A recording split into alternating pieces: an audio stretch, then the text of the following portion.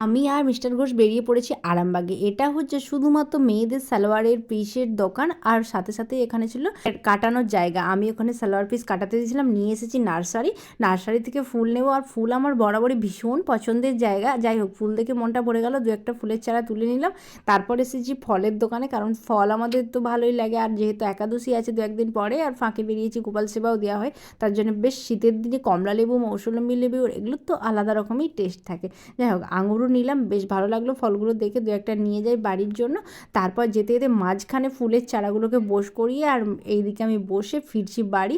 বাড়িতে এসে দেখলাম মিস্টার ঘোষ এই ঘড়িটা নিয়েছে, কারণ আমাদের ঘড়ির খুব দরকার ছিল, আর আমি ওইদিকে সালোয়ার নিচ্ছিলাম, আর ওইদিকে ফুল নিতে নিতে ওইটা নিয়ে এসেছে। তো ভীষণ ভালো লেগেছে। আর তোমাদের কেমন লেগেছে অবশ্যই কমেন্ট করে জানিও। কিন্তু ঘড়িটা সবসময় যতই আমরা মোবাইলে ঘড়ি দেখি না কেন, ঘড়ি তো ঘড়িই হয়, তাই না?